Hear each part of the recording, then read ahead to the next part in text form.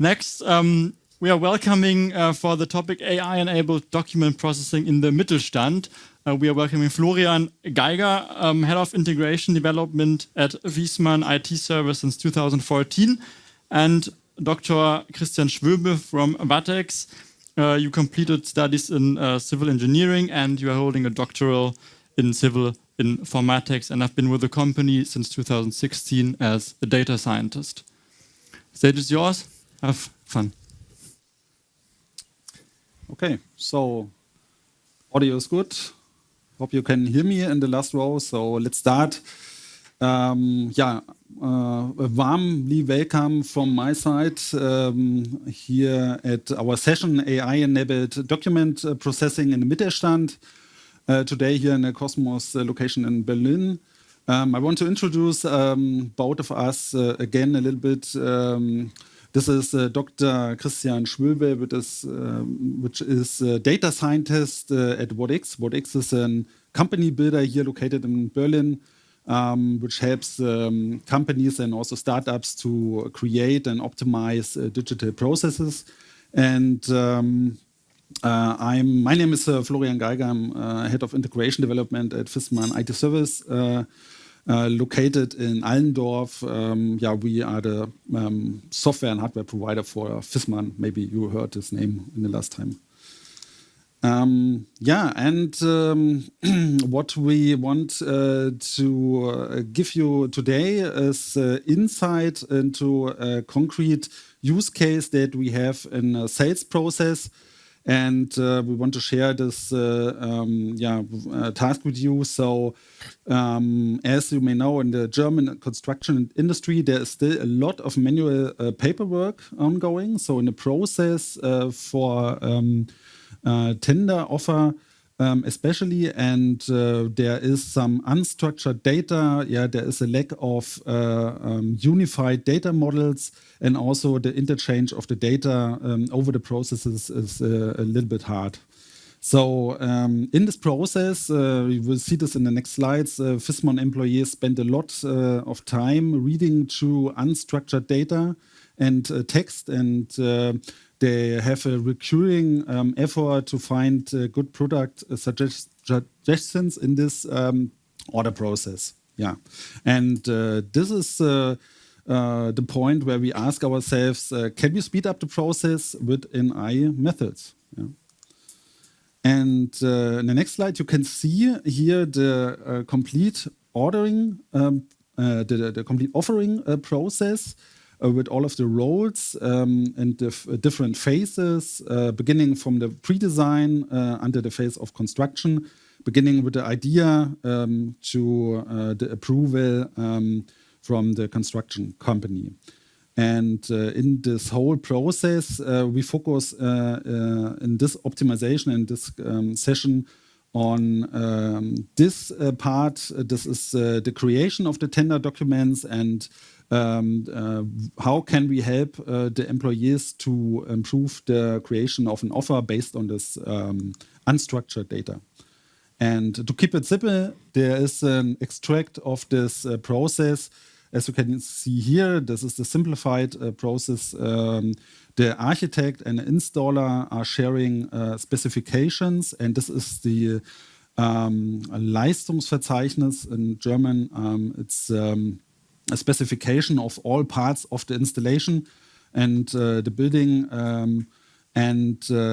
Our part as Viessmann, as a producer, is to scan this tender offer and find the relevant positions there, and to create an offer with Viessmann products that we as the producer and as a bidder can give to the installer. And in the next slide, you can see here, to go a little bit deeper into the process, such a tender document, such a specification, and in German it's Leistungsverzeichnis. And it's a large, it enables the collaboration in large construction projects, and it contains a lot of positions and texts of different parts of the installation. And not only heating, which we focus on, so even sanitation or some other parts of the building. And these documents can often be very long, between 150 and 300 pages. Yeah? And as you can see here in the next slide, there are some parts of the document which are recurring, like the position number, and there are some short description and some long description, which can be very different from tender document to tender document and from project to project. There's no really standard for this. Yeah. And this is the amount what is needed, and also the unit. Yeah. And what we have to do as bidder is to add the unit price and the total price here, and then give it back to the installer. Yeah, and hopefully they make an order out of it. Yeah. To note this, there's also a data exchange with GAP in this market, which is the shortage of gemeinsamer Ausschuss Elektronik im Bauwesen. It's a machine, I don't have this, made this shortage. So machine readable data standard for exchange of tenders and offers. And this is an electronic format. It has a gaining adoption in the market, but still many tenders give us PDFs, and our employees have to deal with it. Yeah? And to give you an impression, what they done in the past is normally they have two monitors or a big one, and they have to scroll down the whole PDF with this lot of sites and look through the specification.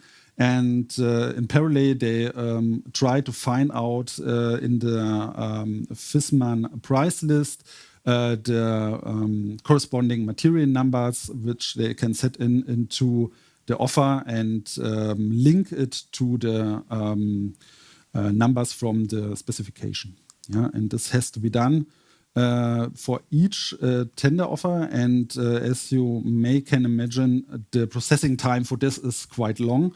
1 hour approximately, and this I think is a good time for this large documents. Yeah?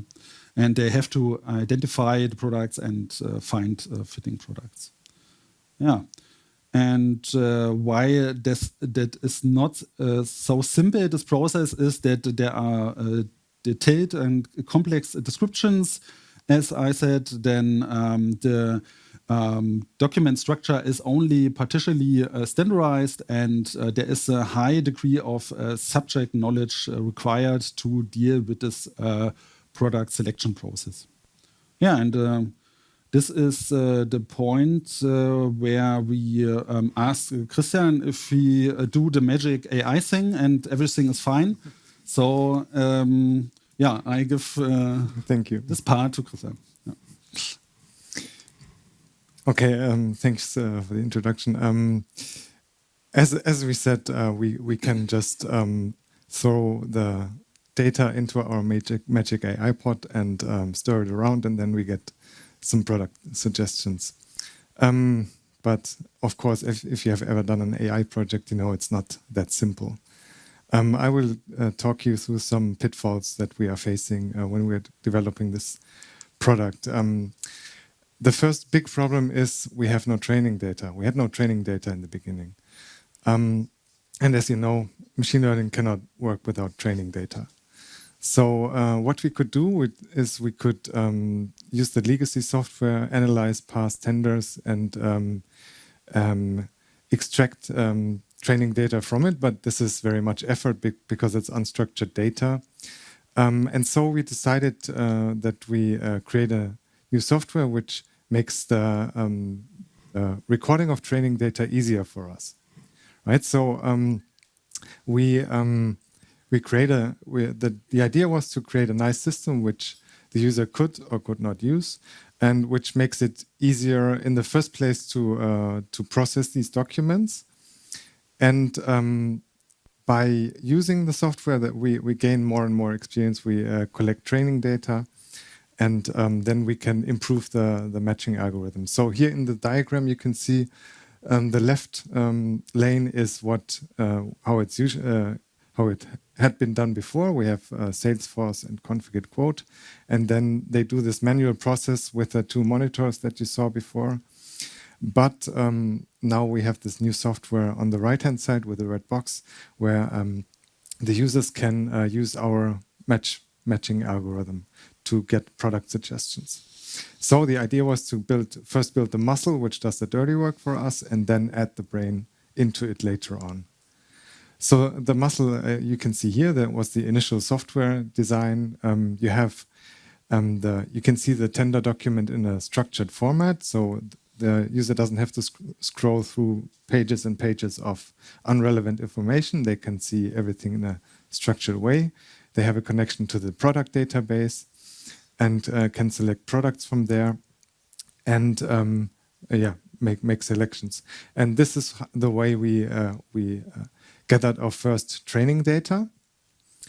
And then this is how it looks like in the end with a brain added. So here we have the same interface, but you can see in the red circle we have product suggestions. I think you can't read it in the back. There's a percentage next to each product suggestion, which tells you the confidence of each product that we are suggesting coming from the machine learning algorithm. And still here, this is then the selection in the end. Here we can get feedback from the user. Did they select our suggestions or not? And by that, we can improve the training algorithm even more. So I will dive a bit deeper into the whole training pipeline and tell you how we approached this problem. So as I said before, how we gather user input, I already showed you. Then we do some methods of candidate generation. That is, we find all the possible products that might fit to the tender position. Then we evaluate these candidates with features. We add features to the candidates. And this is what we use for training and scoring the machine learning algorithms and improving our suggestions. So first comes the training data. This is how it looks like. We have on the left-hand side the source document from the tender document with the descriptions. And on the right-hand side, we have our true labels. Here we have either one product per position or multiple products for one position. So it could be that one position contains lots of products. This is how we generate the candidates, so all the potential products that might be interesting for the user. We have different methods of generating these suggestions, and these are partially coming also from the domain information. So we were in close contacts with our customer, and they told us, for example, in the bottom right box, you can see that there's the product ID sometimes appearing in the text. So that's an easy way for us to just scan the text for a pattern and then extract the product ID from it. So that's where we could get easy gains with a simple method. Or sometimes they use the exact same text multiple times, and then we can also use this for direct matching. Or we can also use on the upper box the product search, where we just put some keywords into the search engine and then get some product suggestions from the search engine. So this is how we generate our candidates, our potential products. And then we use some natural language processing metrics to score these candidates. So we have a list of product suggestions, but we need to know how well they might match to the actual product later on. And that's where we use different metrics like k-gram distances. We have the exact match or token overlaps. And then we calculate these metrics and score the candidates in the end. So here you can see what happens after we have trained our model. We can score the candidates and give this confidence level that we are seeing in the end. So, for example, the middle one is the one that is very likely to be the right product with 59% accuracy. And yeah, we use the simple XGBoost model to train our model. And yeah, this is then what you see in the end. You have this on the left-hand side, your document, and then you get suggestions and the scores, the confidence scores, which you can, which give the users an idea on how well they might be fitting. To conclude, yeah, I showed you how we created a product with almost no training data, and we enhanced the product early on with domain-based features. So you can imagine we have 20,000 products in the database, and to get a really good machine learning model only based on NLP metrics, you would have at least every product to appear a few times to really train a good model. But here our domain-based features helped us a lot to get good results in the beginning by having a close contact with our users. With this tool, we were able to speed up the workflow of our users significantly and make the work a lot more structured. So we are achieving what we want to achieve. They can process more offers in shorter time. We're not rationalizing away the workforce. We're just making it easier for them. That's important to know. Yeah, and what's next? We have a lot of model improvement to do. And also, as we mentioned before, even though we might be advanced, the people we work together might not be as advanced and are still sending us PDF documents. So we have to account for that. And that's why we want to implement PDF parsing, which is not that easy, but I'm sure we can make it. And on the right-hand side, you can see how we will approach this PDF parsing, because these documents have a certain shape, and by that you can determine certain elements in the document. And I hope we will be successful in extracting information from that. Thank you for your attention.